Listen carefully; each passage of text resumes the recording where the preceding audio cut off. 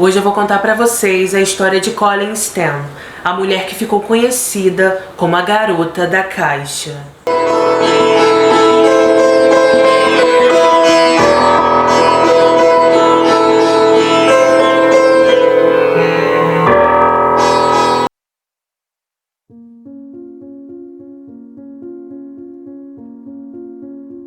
Conheçam Colleen. Ela nasceu no dia 31 de dezembro de 1956 e morava com amigos no Oregon, Estados Unidos. Não encontrei informações sobre sua infância, mas se sabe que pouco antes dela completar 17 anos, ela se casou com um homem chamado Tom Smith, de 22, largou o colégio, eles se mudaram para Ohio, só que o casamento deles não durou muito tempo. Durou cerca de 1 ano até que ela voltou para a casa dos pais novamente, terminou o ensino médio e só após isso foi morar com seus amigos no Oregon. No dia 19 de maio de 1977, Colleen estava querendo ir até o aniversário de uma amiga que morava na Califórnia.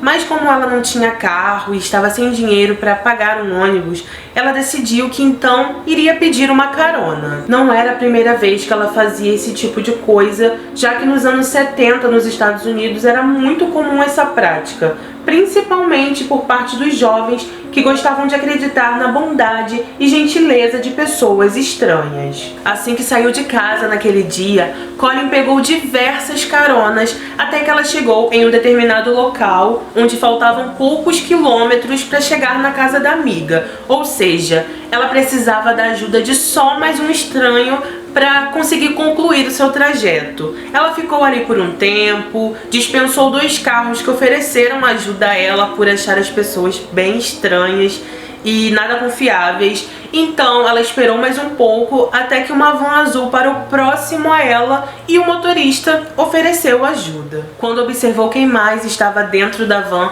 ela reparou que tinha uma mulher no banco do passageiro e um bebê no banco de trás. Eles então se apresentaram e o motorista era Cameron Hooker, de 23 anos, e a mulher no banco do passageiro era Janice, sua esposa, de 19. Ele parecia ser um homem bastante tranquilo, principalmente por estar com a esposa e o filho dentro do carro.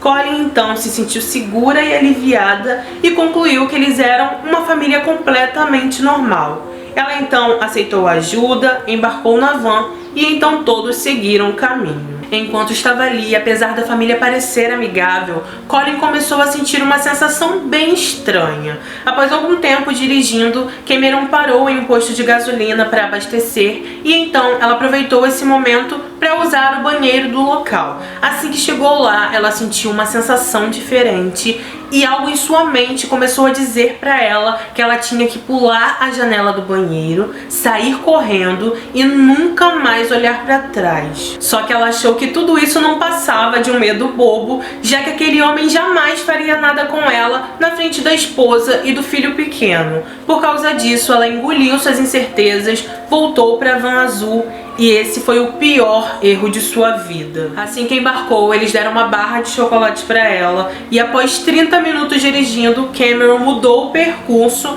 e foi para uma estrada de terra. Ele então parou o carro, Janice saiu de lá com o neném e ele apareceu com uma faca do nada apontando para a garganta de Colleen. Em seguida, ele a algemou, vendou, amarrou e amordaçou. Não satisfeito, Cameron pega uma caixa que ele mesmo construiu e coloca sobre a cabeça de Colleen. Ali não entrava luz, ela não conseguia ouvir nada e era tão apertado que ela mal conseguia respirar. Na verdade, eu nem sei como ela conseguia, já que naquela caixa não existia possibilidade de passagem de ar. Realmente eu não entendo como ela conseguiu respirar ali dentro. Depois de deixar ela completamente imóvel, Janice volta para o carro com o bebê e então ele dirige até sua casa. Assim que chega lá, ele leva Colleen até o porão e retira a caixa da cabeça dela. Antes que ela pudesse sentir qualquer tipo de alívio, ele ordenou que ela subisse em cima de um baú, levantasse as mãos mão sobre a cabeça e então, com tiras de couro, ele a amarrou a canos em seu teto e começou a tirar cada peça de sua roupa. Após isso, ele retirou o móvel que estava suportando o peso dela e fez com que Colleen ficasse suspensa no ar. Nesse momento, ela começa a gritar e tentar atingir ele de alguma forma. Só que quanto mais ela grita, quanto mais ela luta, mais parece que ele gosta. E ainda assim, ele diz pra ela que se ela continuar gritando, ele vai cortar suas cordas vocais. Após isso, ele saiu do porão e voltou com um chicote em suas mãos. Ele então começou a machucar muito ela e quanto mais Colleen gritava, mais ele machucava. Ele também a espancou, eletrocutou e queimou. E não satisfeito, chamou a esposa e começou a ter relações sexuais na frente dela enquanto Colleen gritava de dor. Quando terminou de fazer tudo o que queria, Cameron a desamarrou, colocou novamente a caixa em sua cabeça e assim ela passou toda a madrugada. Mas enfim, quem era esse casal que estava atormentando essa jovem? Cameron morava na Califórnia e conheceu Janice em 1973. Na época ela tinha 15 anos e, por achar ela muito manipulável, ele pensou ter encontrado a companheira perfeita para suas loucuras. Cameron era viciado em relações sexuais violentas e então convenceu a menina a participar de seus atos mais pervertidos. Ao fim de tudo, ele era bastante carinhoso com ela e para Janice isso bastava. Em 1975 eles casaram e então, mais do que nunca, Cameron se sentiu à vontade para ter todo o domínio sobre ela. Basicamente, se Janice não obedecesse, ela sofria punições muito severas. Além disso, no decorrer dos anos, ele começou a dizer que precisava encontrar uma nova mulher para realizar suas fantasias mais sádicas, já que Janice, segundo ele, não era mais tão excitante. Com medo de perder o marido, ela aceitou, só que com uma condição. Ela disse para ele que antes de trazer essa mulher para casa, ele tinha que dar a ela um filho. Foi aí então que pouco tempo depois Janice já engravidou e ele começou a planejar todos os detalhes do plano até encontrar Colleen. 4 dias após o desaparecimento, os amigos de Colleen ligam para a família dela que moravam na Califórnia e dizem para eles que ela está sumida há dias. Eles então entram em contato com a amiga que ela iria encontrar no aniversário, só que ela diz para eles que Colleen sequer chegou lá. Ao saber disso, eles ficam muito assustados e no dia 23 de maio eles acionam a polícia, que começa as investigações. No início, eles até chegaram a desconfiar do ex-marido dela, só que quando eles perceberam que ele nunca foi atrás dela e nunca ficou em cima querendo voltar, eles meio que descartaram ele. A família então, no decorrer das semanas, foi ficando sem pistas e eles começaram até a desanimar e pensar que, na verdade, Colleen já estava morta, porque ela nunca foi do tipo de pessoa que sumia e não dava notícias pra ninguém. Semanas se passavam e Cameron torturava Colleen diariamente. Enquanto ela estava ali pendurada, ele tirava diversas fotos. Ele também começou a mergulhar a cabeça dela embaixo d'água até que ela perdesse a consciência e após alguns dias ele teve a ideia de criar uma espécie de caixão. Como ele era serralheiro, não demorou muito até que sua nova criação ficasse pronta e, diferente da caixa de cabeça, essa era equipada com um soprador para que o ar circulasse. Assim que ele terminou, Colleen foi colocada ali dentro e ela só podia sair quando ele quisesse. Por mais de um mês ela ficou ali trancada, não podia tomar banho, tinha uma alimentação muito restrita e por isso ela acabou perdendo 10 quilos. As sessões de tortura de Cameron com Colleen se tornaram ainda mais frequentes e ele começou a usar uma lâmpada para eletrocutá-la e queimar sua pele, além de tudo aquilo que eu já relatei anteriormente. As sessões sempre acabavam com ele a molestando, já que até aquele momento ele ainda não tinha feito um estupro com penetração.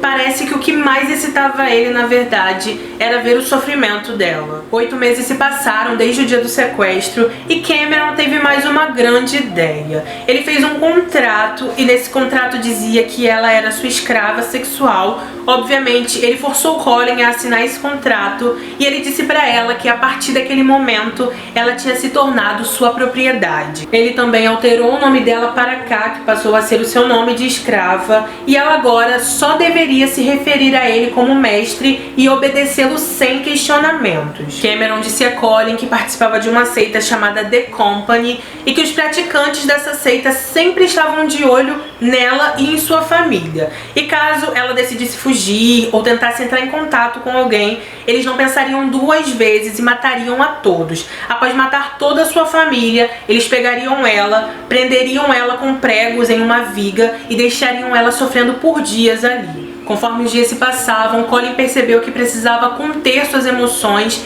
e que quanto mais ela implorava, pior tudo ficava. Então ela passou a evitar chorar na frente dele para ele não saber o que ela estava sentindo, e Cameron começou a obrigar ela a fazer alguns trabalhos domésticos dentro de casa, coisa que ela até gostava, já que assim ela conseguia ficar um pouco livre, conseguia se mexer e não ficava trancada dentro daquela caixa. Ela tinha que usar uma coleira de escrava e então diariamente cozinhar, lavar a louça e limpar a casa. Existia um comando que ele impôs a ela, que era atenção. E toda vez que ele gritava isso, ela tinha que se despir, ficar na ponta dos pés, ir até o local indicado e esperar por ele.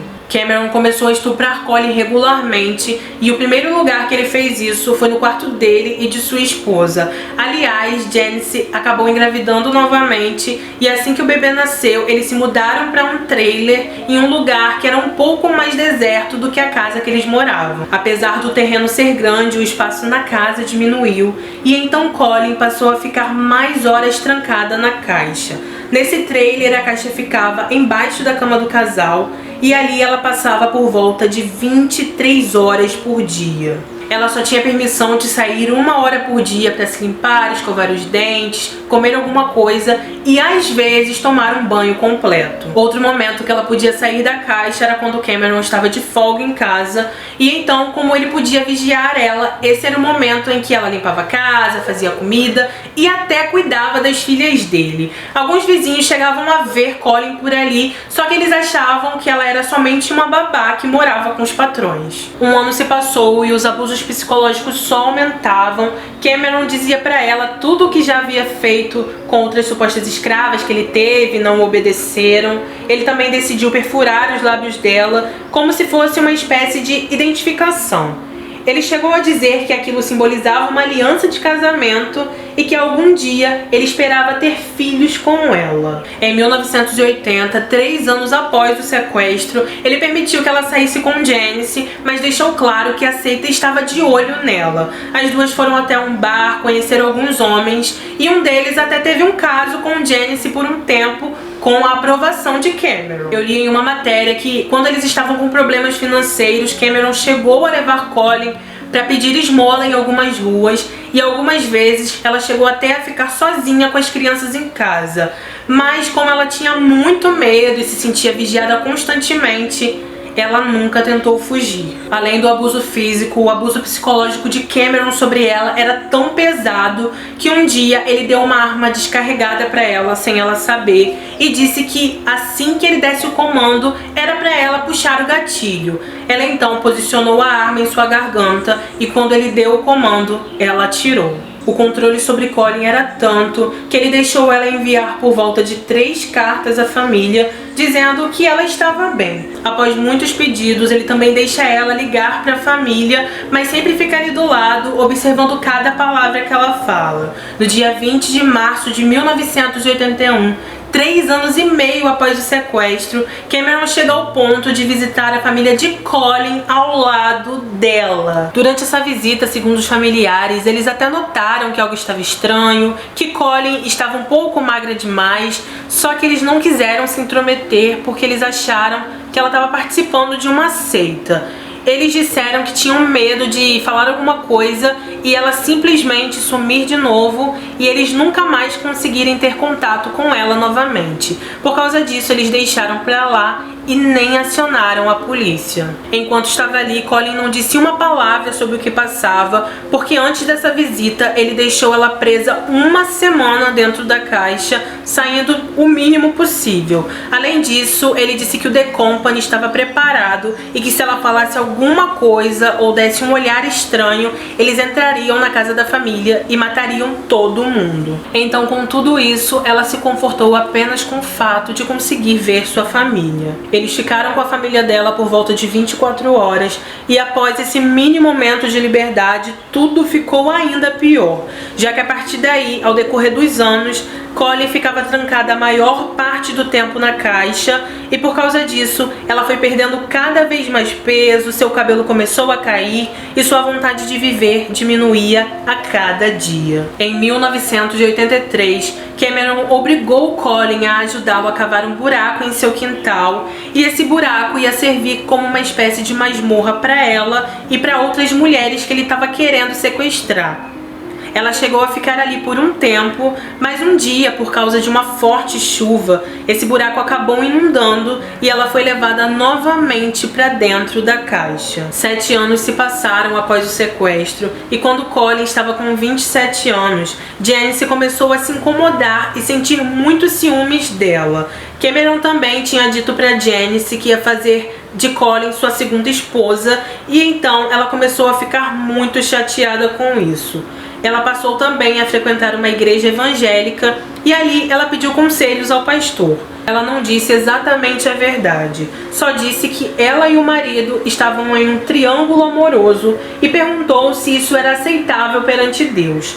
O pastor e seus conselheiros a informaram que Deus jamais aprovaria tal situação e então Janice começou a mudar seus pensamentos e traçar um plano. No dia 9 de agosto de 1984, Janice disse a Colin que não existia nenhuma seita e que aquele contrato de escravidão não valia coisa alguma. Ao ouvir isso, sua ficha caiu e ela percebeu que foi enganada por muitos anos e que, aliás, não existia nenhuma organização que estava vigiando ela e muito menos iria matar sua família. Enquanto Cameron estava no trabalho, Colin ligou para o pai e pediu dinheiro para comprar uma passagem de ônibus. Ela conseguiu o dinheiro, foi até a rodoviária e quando ela estava com a passagem em mãos, ela ligou para Cameron e disse para ele que estava indo embora e que sabia que ele tinha mentido para ela por todos aqueles anos. Durante a conversa, ele chegou a chorar e após 7 anos em cativeiro, Colin pega o ônibus e volta para casa. Como havia prometido a Janice que não diria nada para ninguém, ela manteve o segredo e não foi à polícia. Ela também continuou se comunicando com ela por telefone e enquanto isso, Cameron e Janice começaram também a se livrar de qualquer evidência que comprovasse que Colin esteve em sua casa.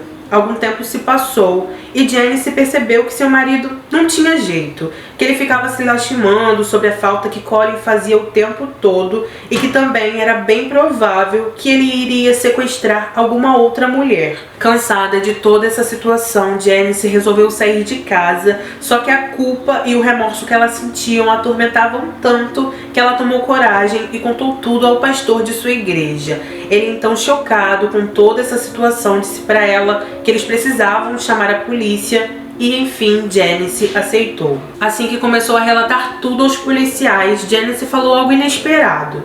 Ela disse que além do desaparecimento de Colin, Cameron também estava envolvido no de outra mulher. O nome dela era Mary Elizabeth e ela tinha desaparecido em 1976. Janice disse que ele sequestrou ela de maneira similar como fez com Colin, só que ele acabou dando um tiro nela e a estrangulando até a morte. Depois disso, ele dirigiu por um bom tempo e então desovou o corpo dela em algum local. E mesmo com todas as informações que Janice deu à polícia, infelizmente eles nunca encontraram o corpo dela. Os policiais então começaram a investigar e quando eles falaram com vizinhos da família, eles disseram que nunca notaram nada de errado e que Cameron era um homem muito gentil e bem-humorado. Os investigadores também interrogaram Colin e apesar dela dizer a mesma história que Janice havia relatado, os policiais ainda tinham muitas dúvidas porque ela teve muitas oportunidades de fugir e jamais havia tentado. Eles então fizeram uma busca na casa de Cameron e encontraram dentro de um livro o contrato de escrava sexual que ele tinha feito e também encontraram fotos de Colin pendurada e amarrada de diversas formas. Em posse dessas provas, no dia 18 de novembro de 1984, ele foi preso e o julgamento foi coberto por toda a mídia local. Cameron alegava que era inocente e várias pessoas que conheciam ele diziam não acreditar que ele fosse capaz de fazer algo assim. Os advogados dele basearam sua defesa no fato de Colin ter permanecido lá por 7 anos. Eles também disseram que todas as relações sexuais eram consensuais e que Janice só inventou essa história porque estava com muito ciúme do marido. Foram apresentadas cartas de amor de Colin para Cameron e ela disse que escrevia as cartas obrigada. Colin disse: quanto melhor eu o tratava, melhor ele me tratava. Chegou até a se falar em síndrome de Estocolmo, mas Colin rejeitou essa hipótese. Foi tudo bem complicado durante o julgamento, já que até o júri estava cético em relação à postura de Colin com a família. Para conseguir convencer os juízes, os promotores apresentaram uma réplica da caixa que ele colocava na cabeça dela e a outra que ficava embaixo da cama. Por causa disso, no dia 22 de novembro de 1985, Cameron pegou 104 anos de prisão. Ele não demonstrou nenhuma emoção durante a condenação e, apesar de todos esses anos que ele pegou, ele pode ser elegível à liberdade condicional em 2022. Colin passou por diversos tratamentos psicológicos, conseguiu se formar em contabilidade, se casou, teve uma filha, se divorciou e hoje em dia tem como objetivo ajudar outras mulheres e alertar sobre os perigos de pegar carona.